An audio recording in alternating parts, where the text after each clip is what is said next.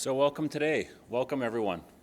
We are glad to be here at the downtown campus at the Burnaby at the BCIT downtown campus to celebrate Diversity Circles. Yay! Thank you all for coming. This is celebrating the Fair Employment Week and our recent SSHRC funding, which was we received over the summer. Today we're bringing together community to talk about gender, diversity, and equity as it intersects with precarious employment. I would like to bring up, to start, Splash, or Aaron Nelson Moody, and he's here to welcome us to the Coast Salish territory.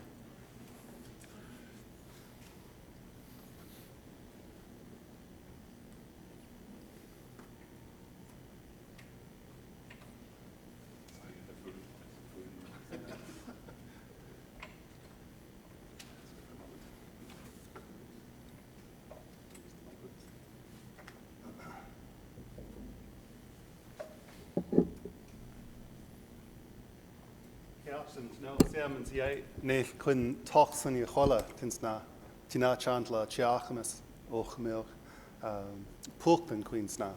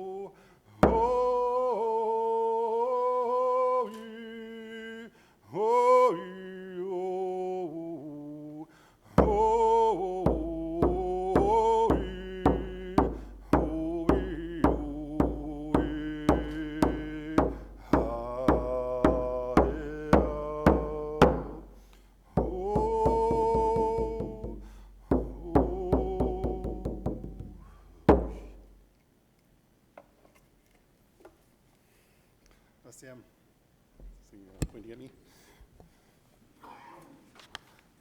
He's asked me to, yesterday, the day before yesterday, asked me to come join you. We don't often prepare words, we don't often prepare a speech for these sorts of events. We normally come and meet people and get a sense of what we need to talk about. It's very unnerving to do it that way, but we feel that it's closer to our tradition. The song I sang for you, it comes from a woman named Sequoia who lived down, I guess, where Stanley Park is today. And it was on my mind coming here because about, I don't know, it's been longer than 15 years, but several years ago at BCIT, we sang that song. One of our chiefs was singing that song for the Aboriginal students there when the Aboriginal Student Services building was fairly new. And someone burst in and said, hey, quit banging on the drums, we're trying to work here. And then he laughed. And he came back in and said, no, really, we're serious. Like, we're trying to do some important work here. Quit fooling around with the drums. And he said more and more offensive things as he went. And our chief just nodded and smiled, and he kept on singing. And it seemed like one of the first times we made a big stir at the school. And it's come a long way since then. I'm glad to say it's come a long way since then. I got to be part of the House Post project there, and I was very honored to work on your logo for you. Za asked me to say a few things about it. It's what we'd call tumeth, the color. And it's sort of the blood of the earth or the blood of the cedar tree. So it's a sacred color for us here in Coast Salish territory. You could say it's sort of an inner strength. It's poorly explained in Squamish and even worse translated into English. But I think it refers to the inner strength that we all have. If you see an old canoe here, there's not too many around, but they would be painted black on the outside, our canoes, the ones we take out into the sea. So we say sometimes when we go out into the world, there's this external strength that we face the world with. But it doesn't really take us anywhere unless we have that inner strength as well. And sometimes they'll refer to a male and a female aspect of ourselves. It needs to be in balance. So the inner part of the canoe is painted red. It's sort of that inner strength that gives us heart, that sustains us on those long journeys. So we talk about a balance between the two. But honestly, I was thinking more about the feminine when I thought of BCIT. I had some friends who went there years ago, and they didn't have a great experience. And I wanted to add a bit more of the female energy into BCIT with the projects I did there. So the House Post is based on the kind of gift that a man would make to honor women in the community. What we call smanath, like the great respect we have for the feminine in our culture. So the House Post is based on that. That's what I wanted to hold up the house there and represent a Coast Salish contribution to the school. And we drew out some elements of that House Post into your logo. And some people tell you it doesn't mean anything. Those shapes don't mean anything. And some people will tell you long stories about those shapes. There's one on the kind of the upper right there. It kind of looks like an eye. And they say sometimes we're like that center circle, and we deflect the energy around us like a rock in the stream, and we hold fast to who we are. Some people tell you it's the eye of Hachachana, like the eye of the creator, our creation. Some people will tell you it's the ripples we make in the world that spread out and interact with other people as the ripples cross each other, as if we're all pebbles being dropped into a pond. So some people say it means absolutely nothing, and some people tell you it means everything. But we wanted to draw a little bit on the elements of the House Post, want to reflect back on the strong values that hold up the house of BCIT. So it was a great honor for me to do that work for you. And it was a great honor for me to come here tonight and to be a little part of the work that you're doing, very important work that you're doing. OCM.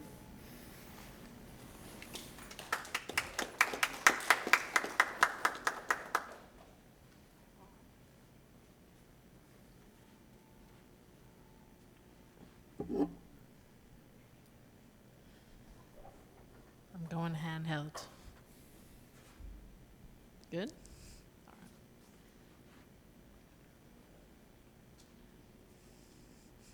And I'm having issues already. There we go. Thank you so much, Aaron. And if you want to learn more about the House Post, the amazing House Post that Aaron did, you just go to bcit.ca/housepost, and there it is. So we just wanted to thank everyone for coming, and thank you so much, Aaron, for that introduction. I'm Shannon Kelly, and my research partner, Za, kicked off the event. We're celebrating tonight being the recipients of Social Sciences and Humanities Research Council of Canada funding, but more importantly, we're celebrating all of you and your passion for diversity, your interest in diversity. So what is Diversity Circles, really briefly? This is a somewhat dry but apt title, an Indigenous model for post-secondary teachers and academic staff to utilize professional mentoring and community outreach for engaging student and community diversity. Basically, we're looking at connecting people. So the first thing is to connect through events like this, through social media, through our website, through workshops. Then we're looking to share wisdom. So the second channel is to share wisdom. And we'll be sharing wisdom Again, through events like this, through small workshops, anyone at BCIT, any group of any size can request a workshop on one of our topics. And as well, we will be creating a digital diversity map where we will put resources and connections, onto a digital map that would be freely available. We're not just sharing wisdom within our institute, but also we want to reach out to the community for subject matter expertise. So reaching out to community organizations, other groups, other institutions, teachers of K to 12, for example, anyone who's interested in the diversity conversation, which already is multifaceted and has many strands. And the third channel is mentoring. And Za will talk in a little bit more detail about mentoring, but basically we feel that peer-to-peer mentoring can benefit all of us, and we can share our wisdom with each other, and we can support each other. So those are sort of the three pillars of diversity circles. For the first 2 years of our project, we have decided to focus on Indigenous culture, gender diversity, and neurodiversity, or learning differences. That doesn't mean that those are exclusive categories. We will be talking about other aspects of diversity, obviously, but those are the three sort of focal points that drive our work at this point.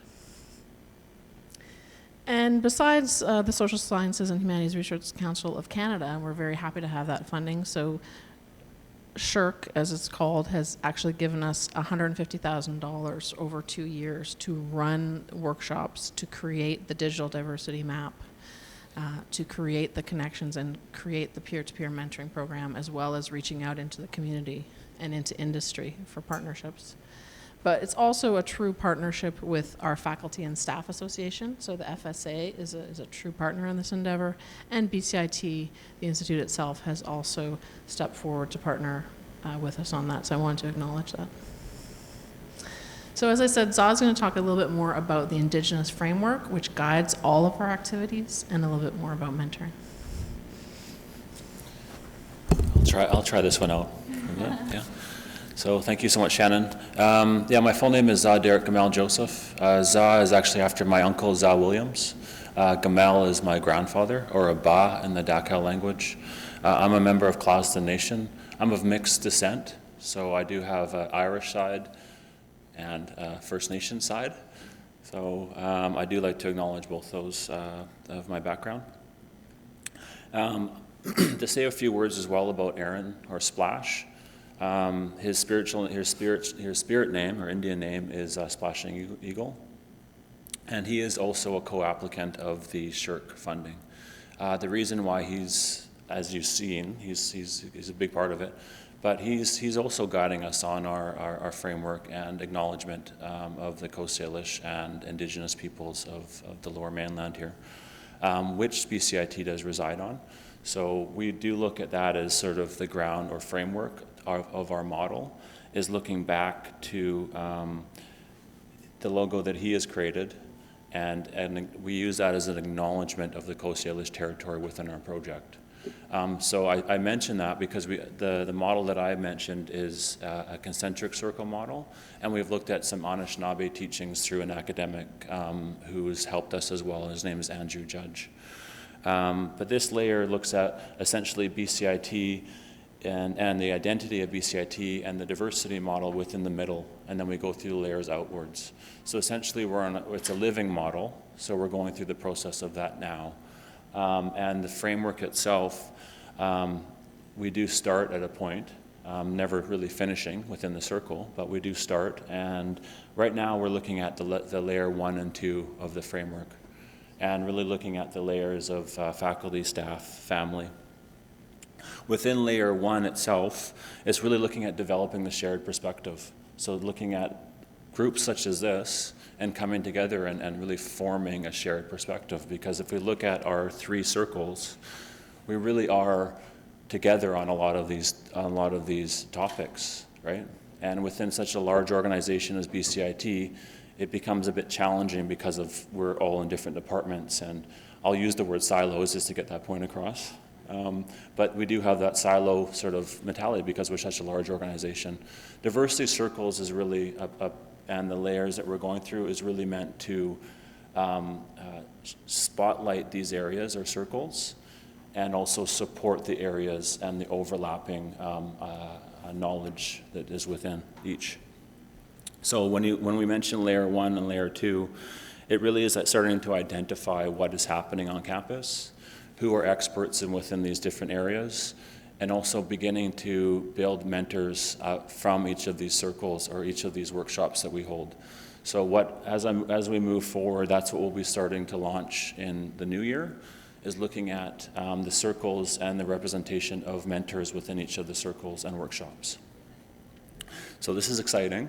We're also looking at aligning it a little bit with the work that's being done through the Mentor organization in the United States. And that's where it's actually a national campaign or organization, and they are using it in a lot more structured format. And we've attended some of these events as well. So yeah, no, it's really exciting, and again, it's great to have you guys here, and we really are looking for feedback because we do see you as the experts in these areas alongside our team. And I don't think we've mentioned Kyla, but Kyla's awesome, amazing part of the team as well. So that's the project manager, and you'll see Kyla and Shannon, myself, and Splash around as much as he can. He's a pretty busy guy. And then also another faculty member, Aaron Hunter.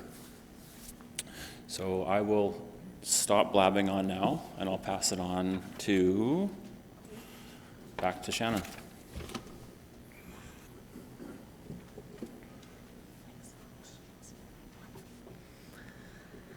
All right, thanks, Saw. So I just wanted to introduce tonight's topic, as you know, is gender diversity. And gender diversity obviously has many facets. Tonight is the first workshop that we're having on gender diversity. So tonight's event is really just to throw open the doors, start the conversation. We're not purporting to represent every single facet of gender diversity. We're wanting to start the conversation with some provocative thoughts and go from there, go forward with our project. So it's very exciting. It's meant to have, obviously, a celebratory tone, but that's not to say that we will never talk about pain or conflict. We'll never talk about sadness. Obviously, it's important to acknowledge pain, to acknowledge conflict, to acknowledge difficulty in order to move through that towards peace. So certainly sometimes we'll talk about pain and conflict, absolutely, but I really want to celebrate the courage and the insight of our speakers that are going to be coming up to share a bit of their knowledge and a bit of their experience on the topic of gender diversity. So from here, as I mentioned briefly before, we will be having small workshops. So starting in 2017, January 2017, we'll roll out workshops that any department, for example, or any group of employees whatsoever at BCIT can ask for a small workshop. And the two that we have planned right now on gender diversity are basically LGBTQ plus resources, so just to have that conversation and to provide faculty and academic staff with some resources to be able to interact with students and to interact with each other in a positive way.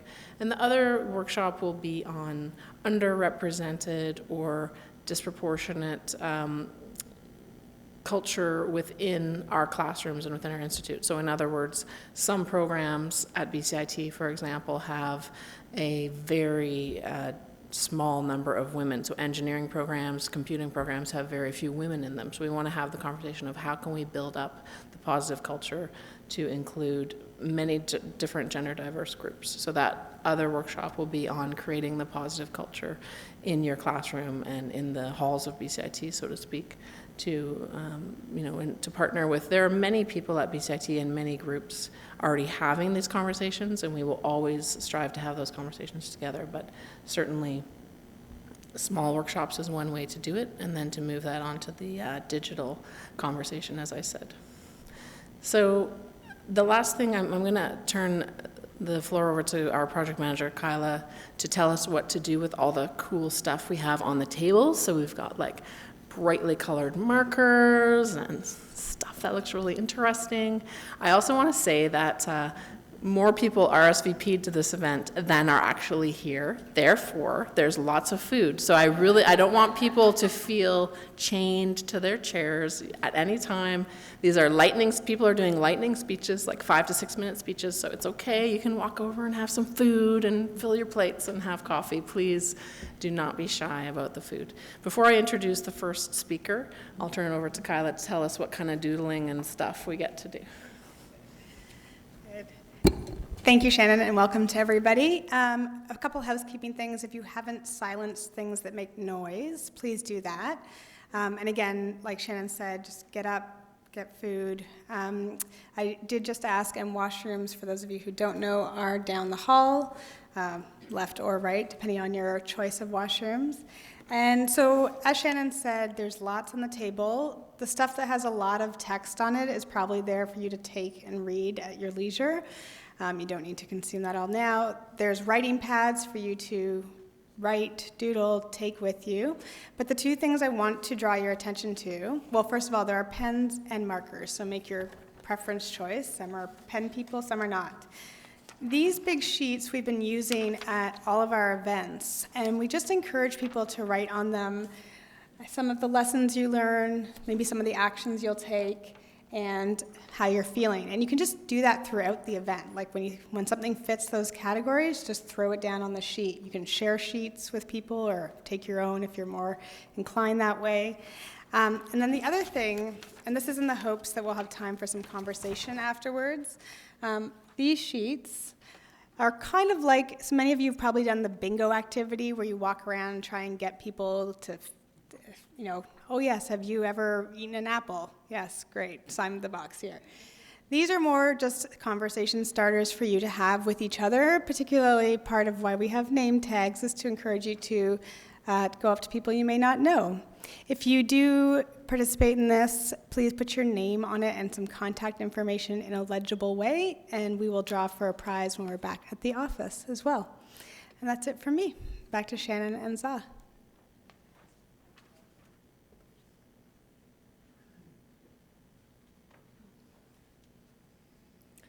All right, so our first speaker in these sort of lightning panel is Trina Prince from the BCIT Student Association.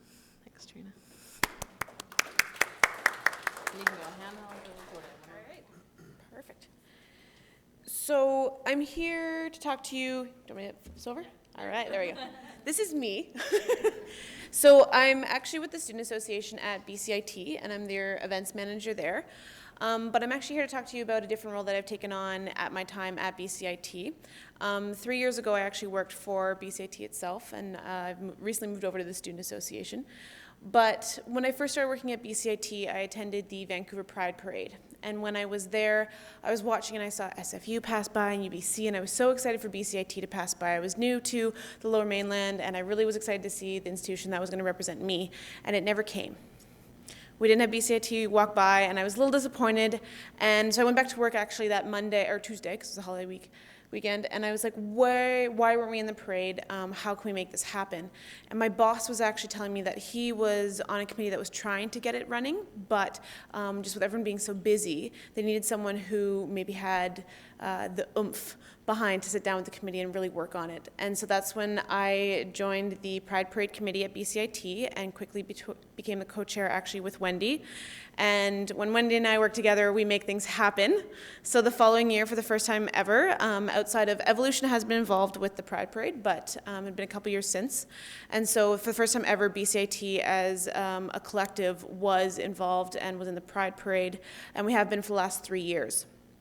And so now that we've got that kind of going, we've got a good momentum behind it. We have staff, faculty, students involved with this Pride Parade committee. We have them partaking in the parade. We've realized that we need to expand because we keep hearing more and more that there needs to be more resources on campus. We need to have more things available for students, part of the LGBTQ community, the queer community, and I use that because our acronym is getting larger and larger, and I think it's important to acknowledge all of those pieces because not everyone fits into the LGBTQ. I digress. But so we're now creating that Pride Parade Committee will become the Pride Committee, and we're going to be putting together a wish list of things that we would like to see on all campuses at BCIT and within our community. We know that we need a safe space on our campuses. We know we want a space for students to go to. We want more resources on campus.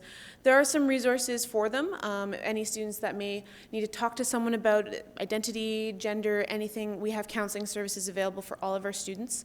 As well as, I think it's really important to acknowledge the Student Association does have advocates that are available. If there's any discrimination that they're experiencing within a classroom, we encourage them. But actually to have actual resources, someone to talk to, we definitely don't feel like we have that as strongly. So for me, I think it's important in spaces like this to bring that up and to really talk about how at BCIT we can make this inclusive, diverse space for students, staff, faculty, and everyone within our community. So for me, with the essay, we're starting to even just slowly, because I want to direct it towards what we're talking about tonight, which is gender diversity, which is so important. Even small steps that we're taking within the Student Association is before our meetings, when we're meeting with a new group, we go around and we ask people to talk about their pronouns and just to identify what pronouns they would prefer. Whenever I'm doing training with our front desk workers, and any student that comes forward, we automatically use they as a pronoun until they identify otherwise, because that way we're not making them feel like we're identifying them without actually getting their permission.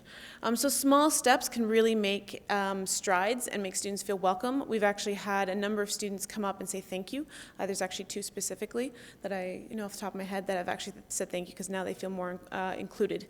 So I think it's starting there, and if we can definitely make the students feel welcome, then that's going to also mean that we're making our own colleagues feel welcome as well. And I think it's really important for us to work on that and really acknowledge that we don't live in a binary society. Yes, we think there's a male and there's a female and that's it, and we know that that's not the truth. And we want to be able to acknowledge everyone to identify the way that they want to, and that we accept them here at BCIT. So that's why I'm here to talk about and kind of get us the ball rolling.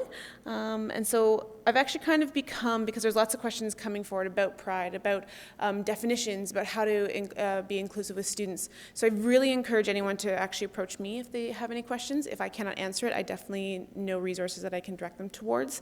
I'm not saying I'm an expert in any means, but I've seemed to become the person where questions have been coming forward, and I really appreciate that. And until we find a safe space and maybe actually have someone on campus that actually is there for the students in that capacity, I'm happy to answer those questions. So thank you very much for the FSA for having me. I love this opportunity, and I'm looking forward to hearing the rest of the speakers.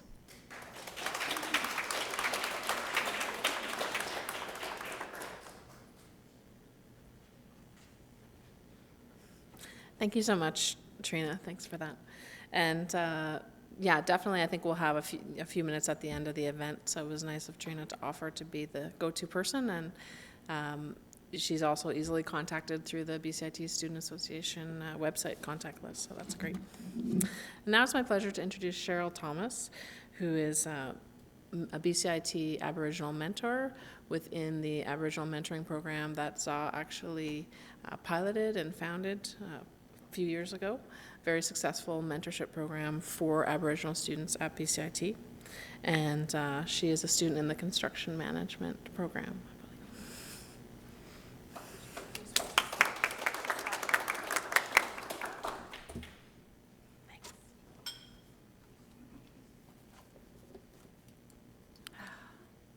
Nervous. Hi, my name is Cheryl Thomas, and I am Duncan from Nakazi Reserve in Fort St. James. I've been asked to share my experiences with you in my employment in the trades industry, also my plans on returning to school to enhance my career opportunities. I'm currently employed as a crew leader at a fire and flood restoration company. I got my start 13 years ago through a temp agency. And after 2 weeks of temping, I got a full-time position as a content technician. Prior to my employment, I was making some healthy changes in my life with the support of my family and friends. These changes gave me opportunities for employment and build structure in my life.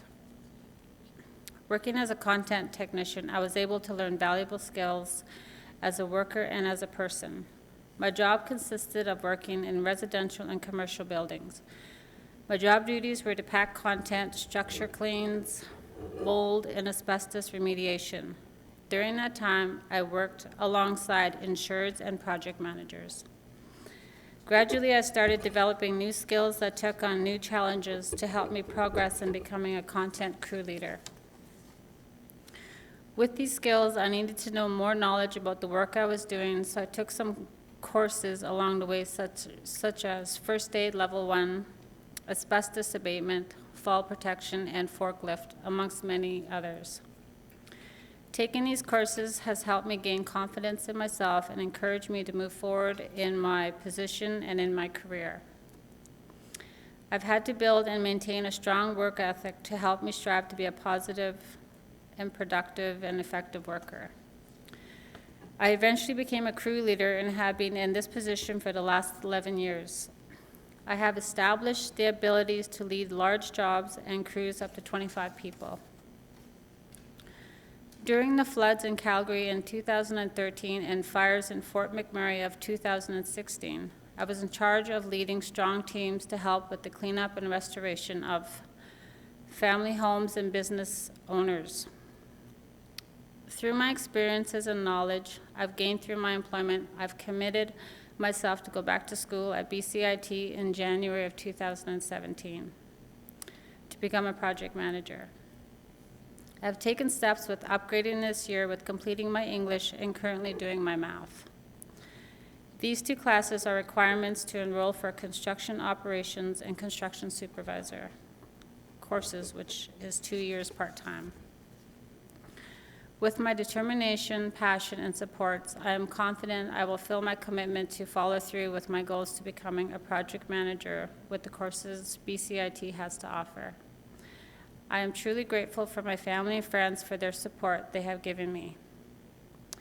I would like to thank Joseph for helping me to register for schooling and allowing me to share my experience and goals with you here today. Thank you.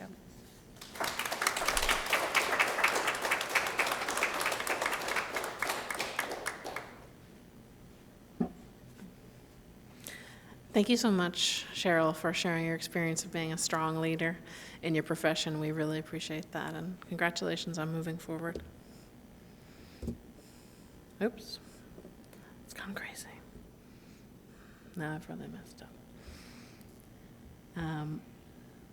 I just wanted to give people 1 minute to grab some food, because I'm going to put the blinds down because really it's getting hard for the speakers to see. So just take 2 minutes to replenish your food. I'm going to put the blinds down at the back, and then we will go forward. Thanks, guys.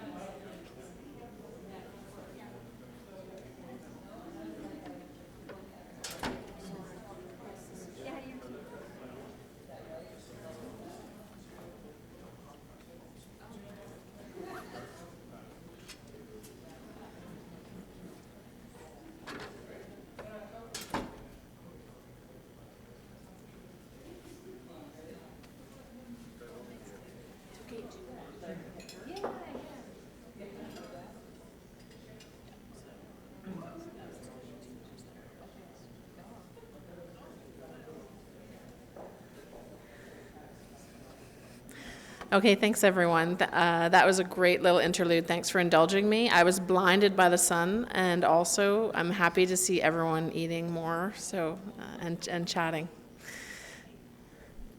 And Kyla has officially cut into the diversity circle's cake, so it is now fair game. So it's my pleasure to introduce our next speaker, Kate Duncan. Kate is a BCIT alum. She's a woodworker. She's a dynamo in the community, creating forums for sharing new design, and she'll tell you about her experience. She's got a fabulous slideshow of her work while she does that. So Kate Duncan, woodworker. Thank you. Wow, thank you. Thank you so much for having me. This is super cool. I put together a slideshow. I don't know why. I thought I could maybe get away with less talking if there were pretty pictures. But yeah, my name is Kate Duncan. I'm a woodworker. I make sawdust for a living. I've got some pictures of sawdust and other things that get made as well. When I want to sound really fancy, I tell people I'm a furniture designer and maker. Makes everything sound much more glamorous than it actually is. The reality, though, is that every day I get up, I put on really dirty, grubby clothes, and I get in my pickup truck, and I go to work in a 5,000 square foot wood shop where I am largely surrounded by men. I work in an industry that is incredibly male-dominated. There is one exception. She's right there. That is my apprentice, Jamie. She's also BCIT alum, and she's fucking rad. She knocks my socks off. We're quite a little powerhouse in the wood shop. She also gets up every morning and puts on dirty clothes and goes to work in a wood shop full of men. Yeah, we like it. We like what we do. Unlike Jamie, who's relatively new at this, I've been at this for a long time. I've been in a male-dominated industry for what seems like forever. I took my first woodshop class when I was 12 years old in grade 7. I'm a sucker, and I took it again in grade 8, grade 9, grade 10, 11, and 12. And after high school, I went to university to become a woodshop teacher. And I taught high school woodshop all over the Lower Mainland for nearly 10 years. I taught in a prison for a while. That was kind of cool. And then I decided to go out on my own. I'm making a really long story short there, but one thing led to another, and I started my own business. And it's been awesome. All throughout my career, like I said, I've been surrounded by men, whether it be boys in a classroom or colleagues or peers, instructors, suppliers, lumber suppliers, hardware suppliers, subcontractors like metal workers or finishers. It's a lot of dudes. There's a lot of guys all over the place. I guess I can flesh out a little bit what that's like. As a woman surrounded by dudes all day, it has its own set of challenges, that's for sure. One of my biggest challenges has been access to information.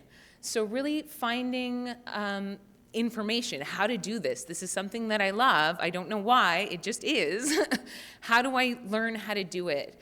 Way back in 2009, I wrote a master's thesis on gender equity in trades training programs. I was a shop teacher, and I was really discouraged that all of my students were boys. I would get one girl show up once in a blue moon, but mostly it was boys coming through my classroom, and I didn't get it. I was like, this is such a great program. How come there's no girls in my class? And so I wrote my master's thesis on gender equity, and for my project, I interviewed girls who were really successful, who I considered successful in high school woodshop or automotive or metalwork programs. So they were in grade 11 or 12. They'd done it for a few years. They were going into these classrooms that were predominantly filled with guys, and they were kicking ass. So I interviewed them.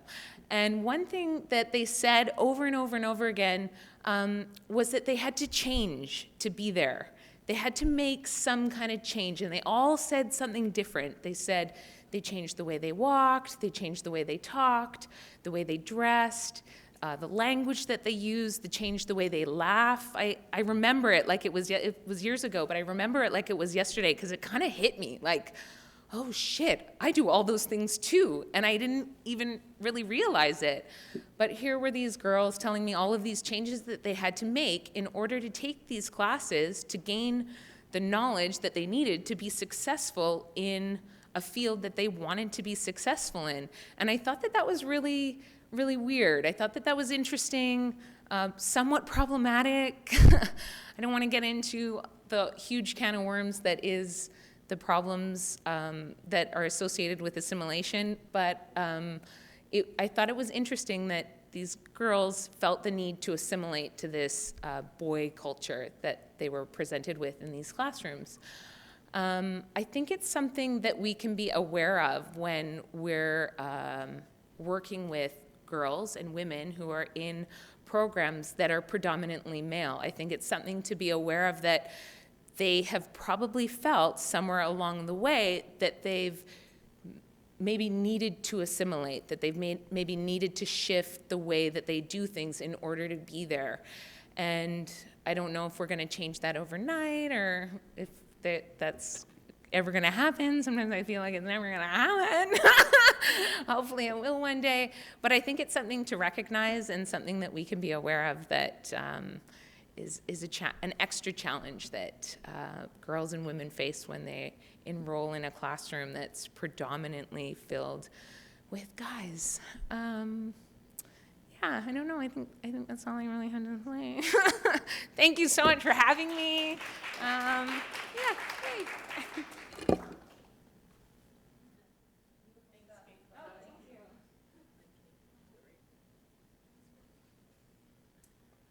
Thank you so much, Kate, and we'll just let the slides carry on while I say thank you. Great work, and thanks for that insight. I think that's a very good point, that we need to take a look at that in the classrooms and in the hallways of our institutions, the notion of assimilation and how that impacts students. So thank you for that. Now, let's see if I can get this started. It worked. It really worked. So we're getting as I said, some great facets of gender diversity and how it impacts our work and our teaching and what we do for a living, our relationships with each other. It's my pleasure to introduce Xinying, who's a faculty at Simon Fraser University in the Labor Studies Department. And I specifically asked Dr. Hu if she would be able to reflect on how gender diversity impacts precarious or contract workers in the post-secondary sector. So it's a real pleasure to have her. Thanks, Dr. Hu.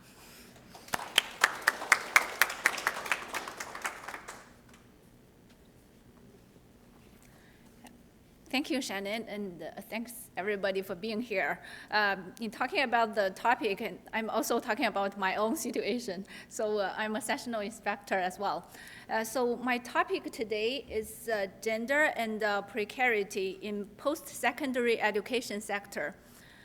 Since the 1980s, Canadian universities have been increasingly relying on instructors who do not hold full-time permanent positions.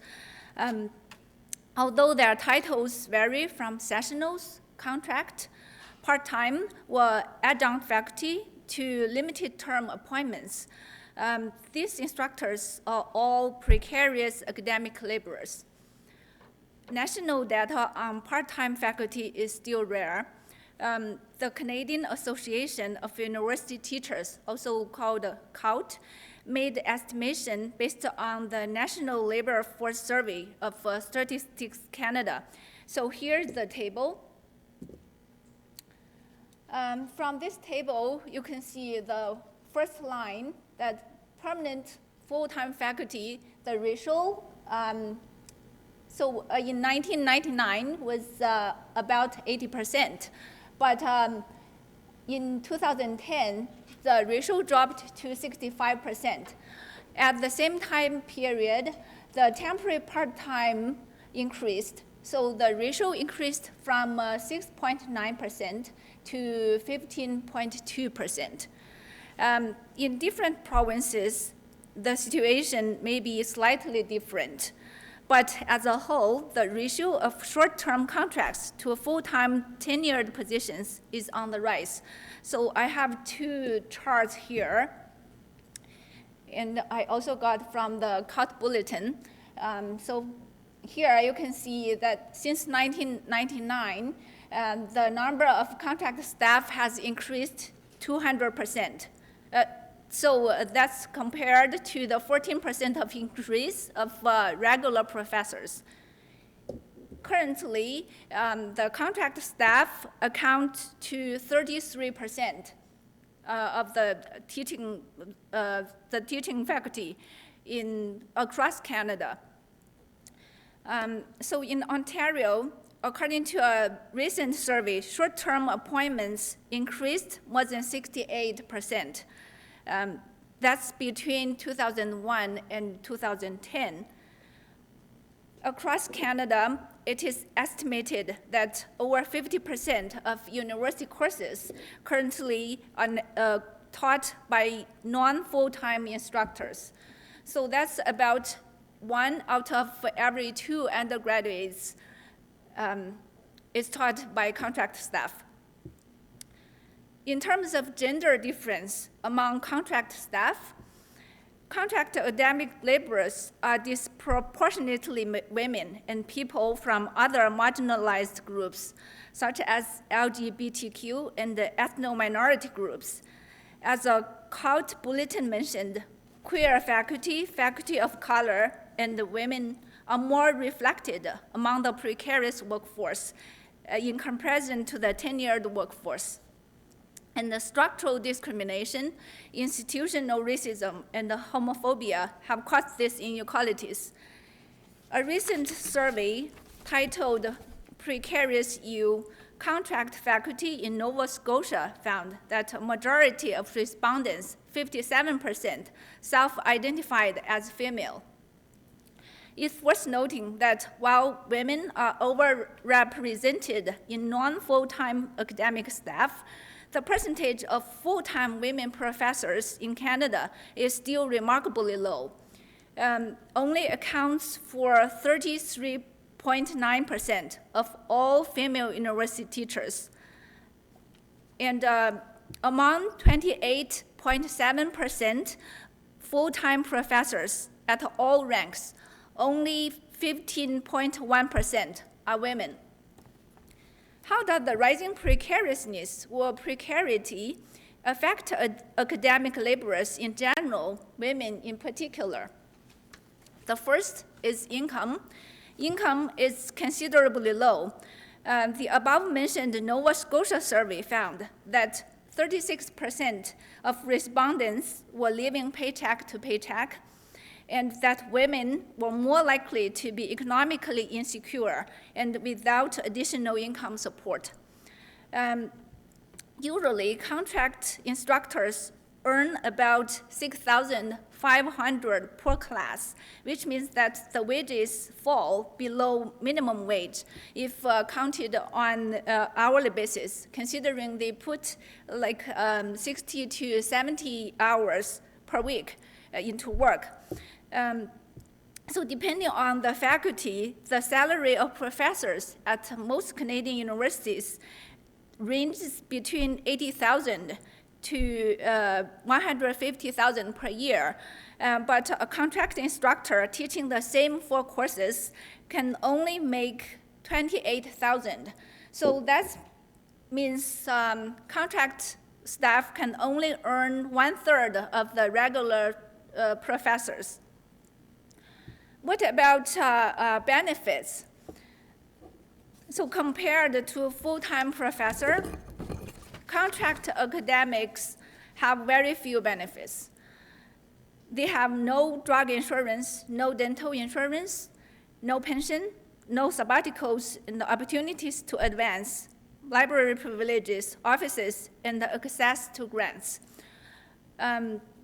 Low pay, lack of benefits, and no pension have a greater effect on women, especially when they are lone mothers or have partners who also earn low wages. The third is no job security. They need to apply for every single course they are able to teach every semester. And the common contract length for contract staff is only 1 semester. That means 4 months. So in every 4 months, you need to reapply. So job security in the form of tenure is something that precarious academic workers can only dream about. The first disadvantage is lack of representation, almost invisible. While most contract instructors are unionized, there is no representative on Senate or at departmental meetings, except for teaching, so they are almost invisible. The fifth disadvantage is very difficult to stay academically competitive. So lack of research funding and the professional network are the main problem. Also, there is no support from the employers to research, publish, and serve on committees like full-time faculty do. Contract academics have to rely on their own time and financial resources. This increased the difficulties for women who have family responsibilities, such as childcare, and have to live on low income.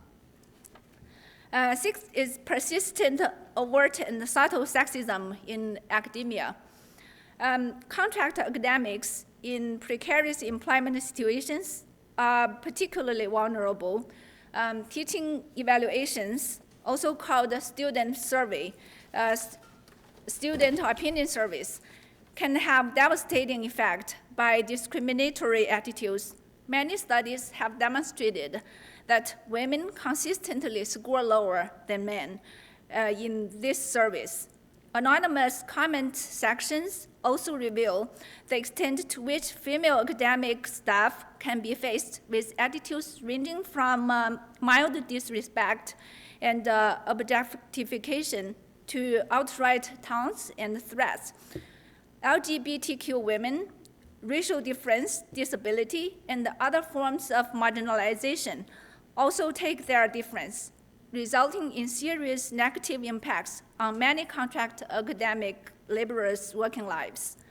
So in conclusion, precarious academic workers represent a cheaper and more flexible labor pool in post-secondary education sector. Women and those from other marginalized groups face even bigger challenges. The rising precarious employment within the university community is an unfortunate consequence of underfunding of the university. Now, conditions for contract faculty have improved on some campuses where the unions have been able to negotiate higher wages, benefits, and even some job security. For example, sessionals now have a seniority at Simon Fraser University, and McMaster and the University of Waterloo have created full-time teaching-only positions to reduce their reliance on sessionals.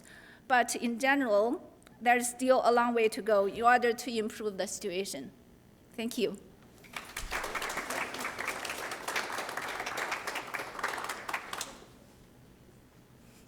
Thank you so much, Dr. Hu. And as we said, there will be a few minutes certainly to mingle at the end, and I really encourage you to approach all of our speakers if you have specific questions. We will have also open mic questions at the end, but hopefully whatever's on your mind you can talk to the speakers about.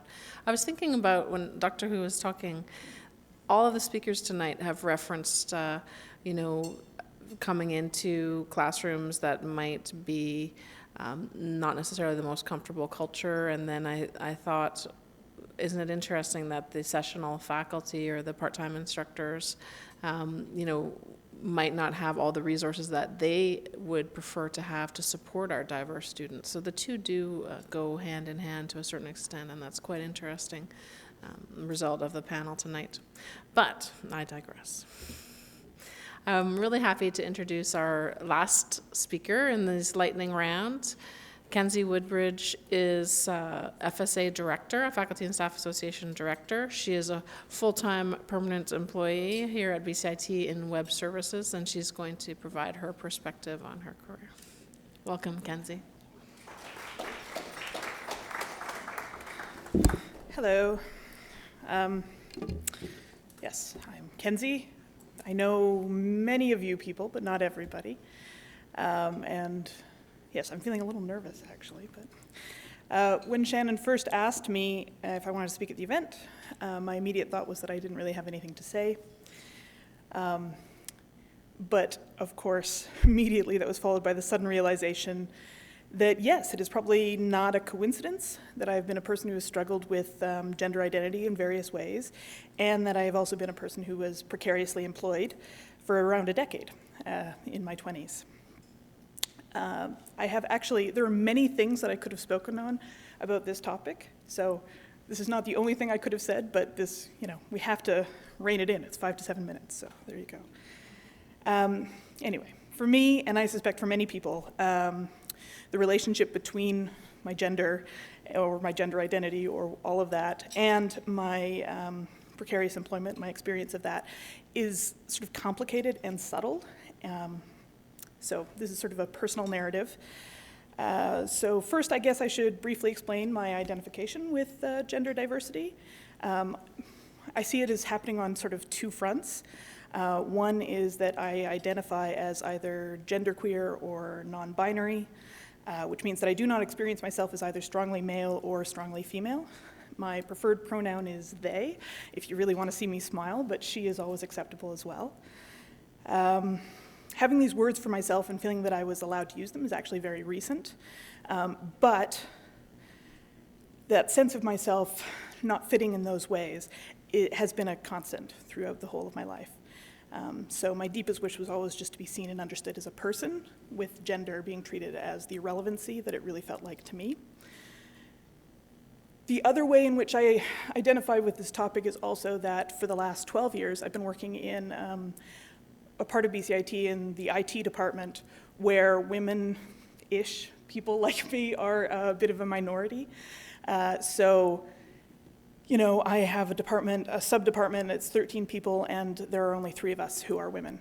And that is fine. 2 of my colleagues are here, and I like them just fine. I'm not against dudes, obviously, but, it still can be a thing where you're always sort of like trying to get those perspectives in there or trying to get that voice heard, and it can be very challenging.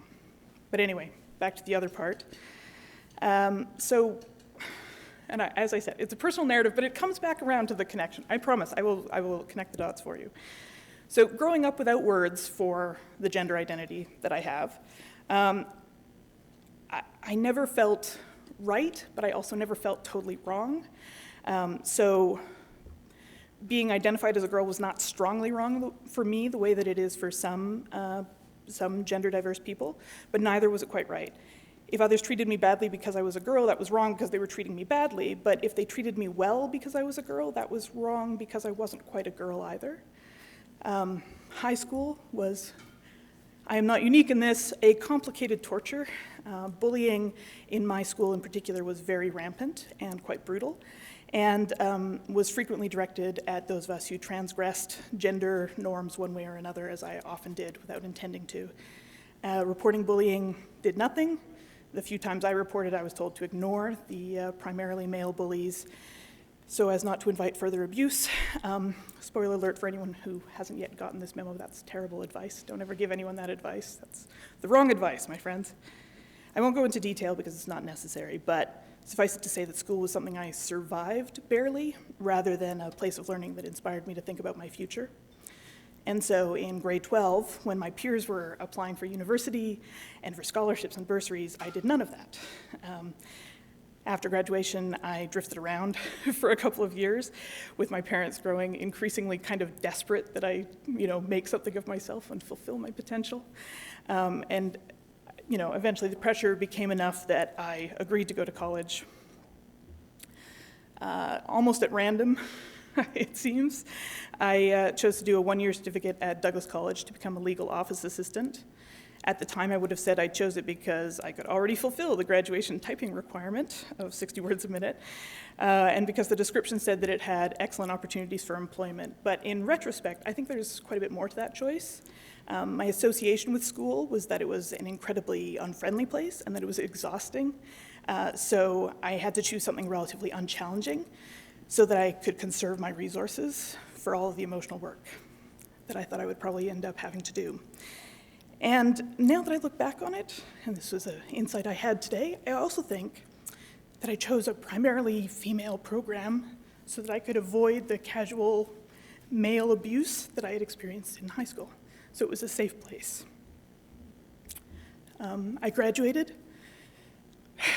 with excellent grades and skills and the ability to transcribe taped material at 120 words a minute.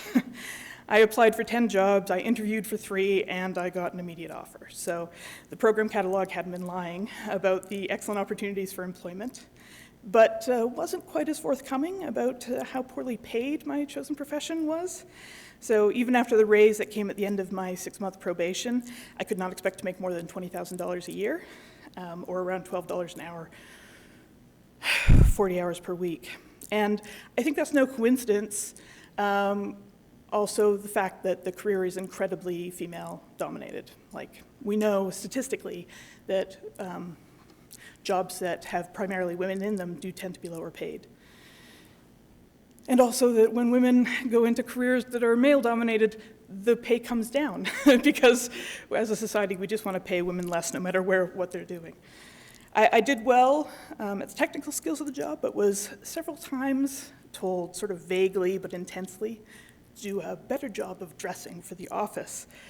Generally, when I tell this story, I mention it at this part, like only briefly and as a joke.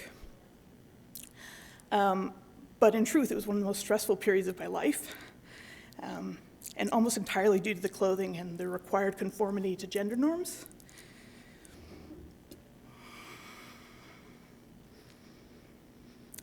There was a constant criticism of how I chose to present myself, and this was not the first time that had happened. That had been true throughout my growing up and from my mother, who meant well, but wanted me to be able to fit in a little better. But this was the first time that the criticism was backed up with the unspoken threat of poverty, right? So, like, if you can't figure this out, you don't get to have this job anymore, right? Not that it's a good job, but that's not the point. Every time I thought I'd gotten it right, I still seemed to be transgressing. Perhaps I was not wearing enough skirts or dresses, or heels, or nylons, or I didn't wear makeup, or, you know, whatever. I wore the wrong kind of jeans on Casual Friday was one criticism. So, like, I just wasn't performing femininity well enough. I admit I wasn't always necessarily willing to bend, maybe in the ways that I could have to conform. Sorry. I understand if this all seems a little bit overwrought, right? Because, like, I know it's just clothing. I'm fundamentally aware of that. But, I know that many women feel uncomfortable in the professional feminine uniform. And I think, I cannot totally explain the resistance, but I'm still trying to sort of understand it myself. But I think maybe there's a difference between seeing the uniform as being sort of fundamentally terrible. Actually, a glass of water would be the most help, thank you. Seeing the uniform as sort of fundamentally terrible and choosing to wear it anyway for a purpose, and experiencing the uniform as sort of like a fundamental lie about yourself. Thank you.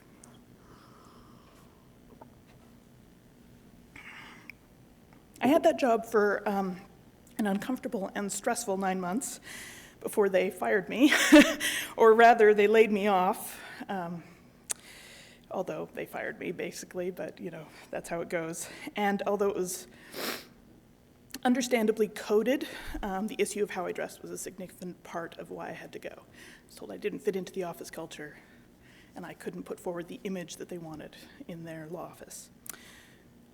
However, on the whole, that's one of the best things that ever happened, was not being in that job anymore. I had a friend who worked at BCIT, and he suggested that with my office skills and my typing speed, I should apply to be an auxiliary. So I did, and yes, BCIT was quite happy with those basic skills, and I started as a BCGU auxiliary in July of 2000. On my first day in orientation, when learning about how to look students up in Banner and, type in swastikam and get all the wacky things that you get when you do those things, I asked the question, does BCIT have a dress code for employees? And the person supervising us said, no, there is no official dress code at BCIT. Now, it might sound strange if you're not one of the people who's ever felt any particular struggle with clothing, but this statement gave me an immense and intense feeling of relief and comfort, immense safety. More than just the lack of a dress code, I also immediately recognized the benefit of being in a unionized workplace. Everything was written down, which meant that I couldn't be held to some amorphous, unachievable standard. I was working at a place where there was no official dress code, and what's more, I was unionized, which meant that not only had my pay jumped from $12 an hour to over $16 an hour, but the rules were all spelled out and clearly there for anyone to read. And if there was no official dress code, then I didn't have to worry about it anymore. So everyone would just have to accept me as I was. Now, that was incredibly important. The difficulty here, however, is the way that this also made BCIT, to a certain extent, a friendly and congenial trap. BCIT became the only place of safety that I felt I could really trust. Like everything moving outside of BCIT would always be this risk that I wouldn't be able to find that safety again, that I wouldn't be able to find a space where I could be comfortable just being whoever I was and dressing, neat and clean and, appropriate for work, but not to a specific gendered standard. So that one statement about the lack of a dress code sort of bought my gratitude and loyalty to BCIT, and it paid for many years the price of my acceptance over the lack of benefits and accumulating vacation and pension and job security. So I worked as an auxiliary on 3-month contract after 3-month contract after 3-month contract for 7 years. And then when I did finally become an employee, I didn't become a permanent employee, I became a temporary employee. And then when I was still a temporary employee, I went off on maternity leave, and while I was in the middle of my maternity leave, they were like, oh, hey, we have to cut a bunch of money. Tell you what, we don't want to have to go through layoffs. Layoffs are a pain. We're just going to not renew the contracts of anyone who is a temporary employee. So that meant that fundamentally I was going to be sort of laid off on my maternity leave, which I think we can all agree is not an equitable thing to do to anybody. And yeah, so there's all these risks that come with that. And it was this sense of myself as always having to make up for what I was that made it really easy for me to accept all of those problems for a very long time, to sort of just be like, hey, other people are bothered by it, other people stand up for themselves, other people, will, speak up, or they'll apply for all the jobs, or they'll do all the things. But I fundamentally just sort of couldn't, because I just had to be slavishly grateful for this small piece of comfort. So I am permanent. The union stuck up for me. I didn't get laid off. And, I have a very satisfying career that I'm very happy about. And I love it here, but I think that's sort of a part of why, when you are told you are less than for any reason, you might be more willing to accept an inequitable treatment that you still don't deserve, because nobody deserves that. Anyway, thank you.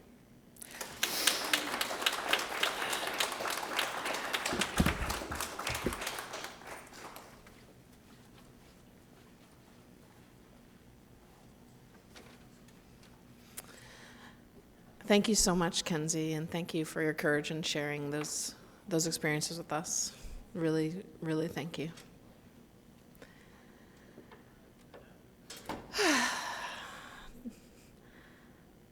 Did I mention pain and suffering earlier this evening?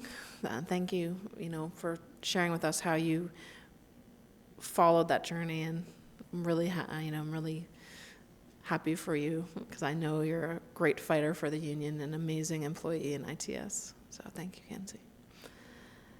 So here we are, question period, open mic. Should we? No open mic. No question period. We're going to talk to each other. Oh, there's still stuff. I got so excited. Sorry, I apologize. I got so excited. I forgot about the video. Yes. World premiere. We got the video. Thank you, Shannon. Sorry, Kyla. No, that's why I'm here. Keep Shannon Exactly. on That's track. why she's the project manager. Thank you to everyone who spoke today and for sharing your stories and your experiences and your knowledge. I want to tie this in. So for those of you who came here because it's a Diversity Circles event, you may not know that this week is Fair Employment Week. This is the Canadian Association of University Teachers campaign to bring awareness to exactly what Dr. Hu was speaking about. And so we at BCIT FSA are in the process of joining COUT, and we thought, well, we'll just go ahead of the curve and we'll jump on Fair Employment Week because it's so important to so many of our members. So I'm going to be quick. Basically, before I forget, I'm going to tell you there's a few things we'd love for you to do if you feel comfortable. We have a postcard pledge here that you can sign and drop in the box over there. We have our Hot Off the Presses newsletter, which focuses on Fair Employment Week. I brought some copies of CAUT's Hot Off the Press bulletin. They're at the front and the back, focusing on precarious work. And then something that's going to go up on our website tomorrow is a series of videos. Some of our members, some of whom are here, Ted, our Director of Associate Members, and Lori, one of our instructors in PTS. Yes, and there's a few others who aren't here, graciously volunteered to be videotaped and interviewed for a couple of videos about this topic. We're going to show you one tonight, and then you can go on our website tomorrow and see the series of them as well. So, here we go.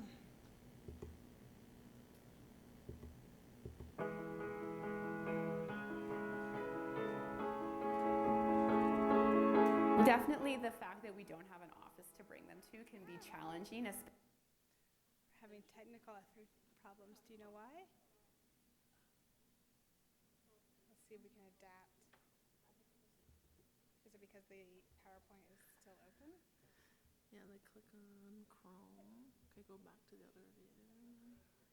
Or Firefox. Which one? Why don't we just let Jasmine do it?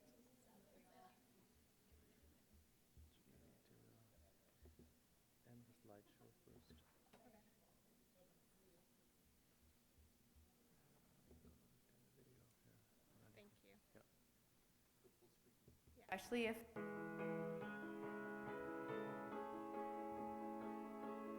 Definitely the fact that we don't have an office to bring them to can be challenging, especially if the students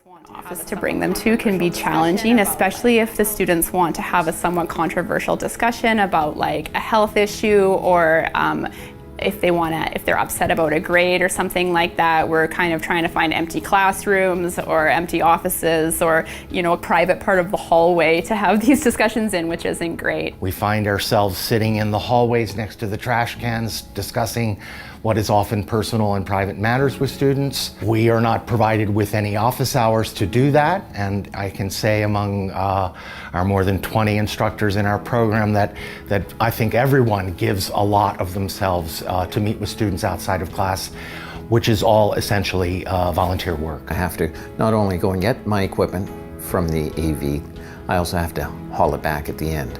And that's just part of my time that I'm not compensated for. Also for the students, it creates a little bit of a problem in that we don't technically work on our breaks between terms. So if they want to get in touch with us, we're not being paid to be here. So to be honest, we're not really here. I recently had a student who is clearly struggling with gender identity issues, and it was something that I needed to talk to the student about so that I could show the appropriate respect to her. I couldn't attempt to speak to her about that in the class, and I had to sort of struggle to find a time and a place where I could have that kind of private conversation with her. There's no storage that I know of that I can access after hours, which would be, say, after 9:30 or 10 o'clock at night, on weekends, or any other week night that I don't teach.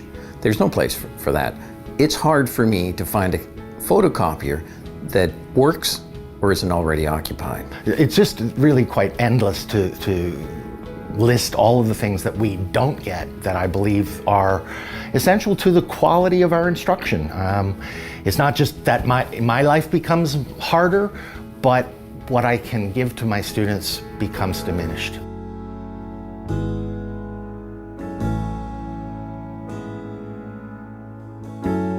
So thank you again to the members who were interviewed. This was the world premiere of this video.